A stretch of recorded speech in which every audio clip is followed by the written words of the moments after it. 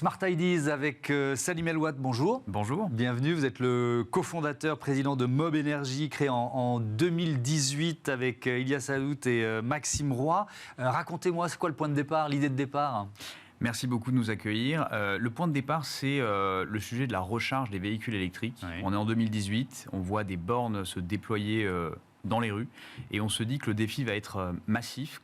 Quand il s'agit de raccordement, tirage de câbles, tranchées. On ne se rend pas compte, mais une borne pour recharger une voiture électrique, ça consomme beaucoup de matériaux, beaucoup de travaux. Pour l'installer, il faut payer 2 voire 3 fois le prix de la borne. Et donc, on s'est dit qu'il y avait quelque chose à faire en termes de réseau électrique et de comment optimiser tout ça. Et donc, ça passe par, c'est quoi ? C'est un cube, c'est ça, qui s'appelle Eco et qui permet de limiter les les travaux nécessaires, c'est ça le principe ? Exactement. C'est une plateforme énergétique prête à poser. Oui. L'idée, elle est très simple. Avec un câble de faible puissance, en fait, si on la fait travailler tout au long de la journée, on a suffisamment d'énergie pour recharger toute une flotte.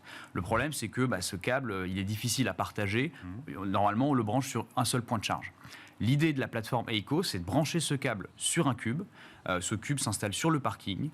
Il est rempli de batteries, et on en reparlera juste après, c'est des batteries un peu spéciales. Et ce cube va gérer une station de points de charge interconnectées les unes aux autres et fixées sur le parking. Il n'y a pas besoin de trancher pour les installer. Donc, en un jour, vous passez d'un parking sans borne à un parking avec 20, voire 25 points de charge installés. Et très peu de raccordement réseau, très peu de puissance, donc un bilan financier hyper intéressant. Ce cube, il est raccordé au secteur, raccordé à une source d'électricité, c'est ça ? Absolument. Donc on a il n'est pas autonome, quoi, c'est ça ce que je veux dire. Alors on imagine, et on a souvent des sollicitations pour des projets off-grid, donc être complètement dissocié du réseau, avec peut-être des panneaux solaires pour essayer de stocker. Donc ça, c'est des choses qu'on étudie, on serait ravis de le faire pour certains, mais aujourd'hui la solution, c'est je prends un petit câble, je branche la plateforme et je fais fonctionner une station complète. Et alors ces batteries, qu'est-ce qu'elles ont de particulier ? Alors les batteries de Mob Energy sont des batteries basées sur des batteries de seconde vie automobile. Donc depuis 2018, on a reconditionné, le bon terme c'est réaffecté, c'est-à-dire qu'on a donné une seconde vie dans une application qui n'était pas celle de l'origine à des batteries automobiles. On a reconditionné du Tesla par exemple, du BMW. Aujourd'hui on fait principalement du Mercedes-Benz et donc on récupère ces batteries usagées dans notre usine à Lyon et on va les transformer, les qualifier, les tester pour pouvoir les réintégrer et leur donner une seconde vie. Et donc vous lancez la deuxième génération de ce cube Eco. Il est quoi ? Il est plus performant que le premier ? Il permet de recharger plus de voitures ? C'est quoi le principe ? Exactement. Après avoir déployé plusieurs dizaines de Eco en France, on sort une toute nouvelle génération. Cette génération-là, elle est plus performante. On peut délivrer plus de puissance. C'est une solution qui est plus rapide à déployer. Aujourd'hui, on arrive quasiment à la journée pour déployer un système complet, une plateforme complète. Et puis, c'est un système qui permet de mettre un pas dans la suite des aventures. Je m'explique. Aujourd'hui, quand on achète un cube Eco ou quand on le loue, puisqu'on a une offre en leasing, à l'intérieur du cube se cachent des composants qui permettent de réinjecter de l'énergie dans le bâtiment. Et ça, c'est aussi la vision qu'on essaye de pousser avec cette plateforme et cette solution.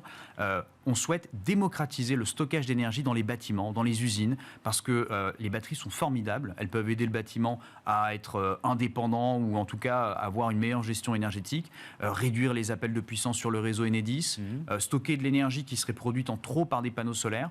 Et pour ça, c'est intéressant de pouvoir réinjecter l'énergie dans le bâtiment. Donc les plateformes Eco nouvelle génération peuvent le faire. Donc ce sont des batteries encore un peu plus intelligentes que les précédentes, en quelque sorte ? Absolument.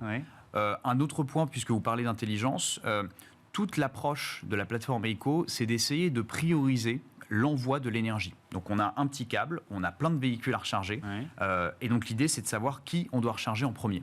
C'est un peu la clé de l'optimisation. Pour ça, sur le cube se trouve un écran, une interface de prise de commande qui permet aux usagers, une fois qu'ils sont branchés, de venir et de passer une commande énergétique. De dire je reprends ma voiture à telle heure et donc j'ai peut-être pas forcément besoin qu'elle soit rechargée en premier, quoi. C'est ça, exactement ça, un peu comme un horodateur.